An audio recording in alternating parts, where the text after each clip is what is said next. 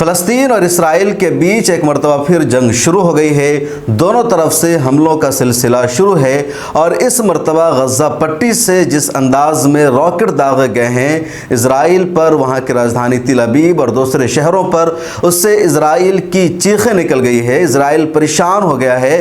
अक़वाम मुत्तहिदा तक से मदद की गुहार लगा रहा है। इसराइल अक़वाम मुत्तहिदा से अपील कर रहा है कि वो इस वाक़े की मज़म्मत करे, हमास से, इस्लामी जिहाद से और पूरी गज़ा पट्टी और फ़लस्तीनी क़यादत से यह अपील करे कि वो तिल अबीब और इसराइल पर हमलों का सिलसिला बंद करे, क्योंकि गज़ा पट्टी से जिस अंदाज में इस मरतबा रॉकेट दागे गए हैं उससे पूरे इसराइल और ख़ास तौर पर वो इलाका जो फ़लस्तीन से मुत्तसिल है, गज़ा पट्टी से मुत्तसिल है, वहाँ तबाही बर्पा हो गई है। पिछली रात जब रॉकेट दागे गए तो उस रॉकेट हमला में 4 मकान तबाह हो गया है, एक फैक्ट्री तबाह हो गई है और इसराइल के 1 मिलियन से ज़्यादा शहरी शेल्टर में पनाह लेने पर मजबूर है। और ये बातें मैं कोई अपनी तरफ से नहीं कह रहा हूँ, बल्कि अमेरिकी मीडिया में इसकी रिपोर्ट आ रही है।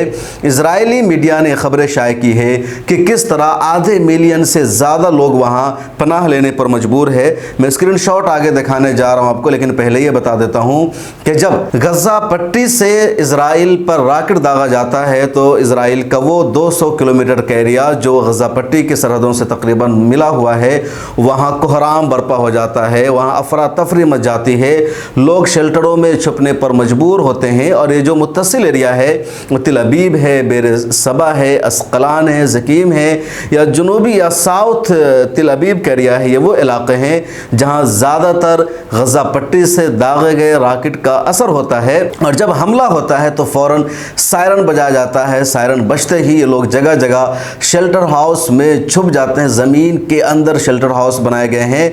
जैसे ही रॉकेट दागे जाते हैं, पहली कोशिश इसराइल की होती है कि अपने सिस्टम से उन मिसाइल को, उन रॉकेट को फीस कर दे, नाकाम बना दे, लेकिन कुछ नाकाम भी हो जाता है, कुछ नाकाम नहीं होता है।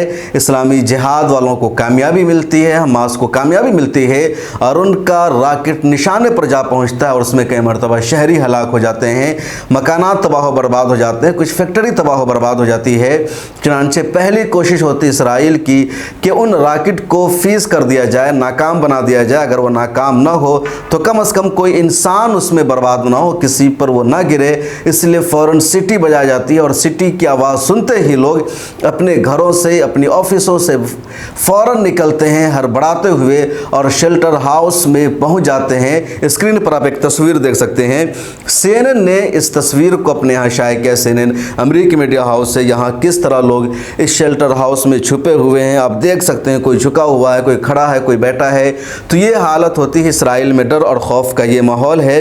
आप यहाँ कैप्शन लिखा हुआ देख सकते हैं, over 500 million Israelis were in near shelters, के आधे मिलियन से ज़्यादा इजरायली शेल्टर हाउस में थे। और ये सब हुआ है पिछली रात, ख़ास तौर पर जब रॉकेट दागे गए गज़ा पट्टी से, तो इसका असर तिल अबीब में देखा गया, बेर सबा में देखा गया, अस्कलान में देखा गया। इन तमाम शहरों में सायरन बजने की आवाज़ सुनी गई और सायरन बजने का मतलब है कि रॉकेट वहाँ जाकर निशाने पर लगा, लोगों को बचाने की कोशिश की गई। CNN ने अपनी रिपोर्ट में आगे ये भी लिखा है कि इजराइल के कई इलाकों में जाकर के रॉकेट गिरा, निशाने पर लगा, कई मकानात तबाह हो गए हैं, कई घर तबाह हुए हैं, एक फैक्ट्री भी तबाह हो गई है। आप ये स्क्रीनशॉट भी देख सकते हैं।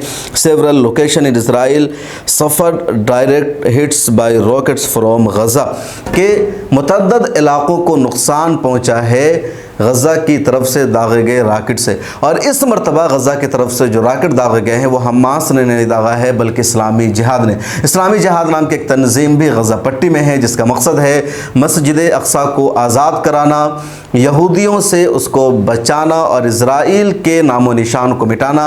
ये बुनियादी मकसद इस्लामी जिहाद नाम की तंजीम का। और इस्लामी जिहाद को ज़्यादातर मदद ईरान से मिलती है। पिछले दिनों ईरान के रहनुमा भी वहाँ गए थे और उन्होंने गज़ा पट्टी में बाज़ाब्ता आवाम से ख़िताब किया था रद्द अमल में इसराइल की तरफ से भी फ़लस्तीन पर हमलों का सिलसिला जारी है और इसराइल के हमले में अब तक 25 से ज़्यादा फ़लस्तीनियों की शहादत हो चुकी है और इनमें कुछ अहम कमांडर और लीडर भी बताए जा रहे हैं। ख़ासतौर पर इस्लामी जिहाद के एक अहम लीडर थे जिनके बारे में कहा जा रहा है कि वो रॉकेट फायर के इंचार्ज थे, उनकी भी शहादत हो गई है, जिनका नाम अली गामी है। तो इनको शहीद कर दिया गया। इससे पहले हमास के एक बहुत ही अहम रुकन थे, उनको भी इसराइल ने अपने हमले में शहीद कर दिया। और इस पूरे वाक़े की शुरुआत हुई थी इस्लामी जिहाद के एक सीनियर रहनुमा की मौत से, जो इसराइल की जेल में थे और लगातार भूख हड़ताल पर थे। इसराइल ने उनको बचाया नहीं, उनकी मौत हो गई। उसके बाद से लगातार फिर तनाज़ुर शुरू हुआ। इस्लामी जिहाद ने रॉकेट दागा इसराइल पर, इसराइल ने भी हमलों का सिलसिला शुरू किया, लेकिन इस्लामी जिहाद और हमास और जैसी तंजीमें पीछे नहीं हटी, बल्कि इन्होंने आगे बढ़कर के मुकाबला किया, रॉकेट दागा। तकरीबन 500 से ज़्यादा रॉकेट दागे गए इसराइल पर। उसमें 100 से ज़्यादा रॉकेट तिल अबीब में, बेर सबा, अस्कलान और दीगर जगहों पर जाकर के गिरे हैं। इसराइल को नुकसान पहुंचा है और उससे ज़्यादा को इसराइल ने नाकाम बना दिया।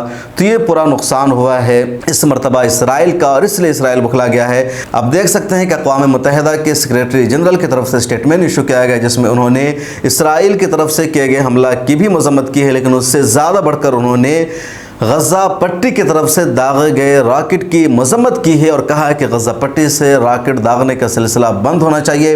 उन्होंने ये भी कहा कि जो ज़ख्मी है उनके इलाज का सिलसिला शुरू होना चाहिए, जंग बंद होनी चाहिए। इस सिलसिले में यह भी खबर आ रही है कि मिस्र ने बातचीत कराने की एक मरतबा फिर कोशिश की है, लेकिन इस खबर की अभी तक कोई तस्दीक नहीं हो सकी है। इस वीडियो में इतना ही। इस तरह की अहम खबरों के लिए आप मिल्लत टाइम्स के साथ जुड़े रहिए। सोशल मीडिया के सभी प्लेटफॉर्म पर हमें सपोर्ट कीजिए।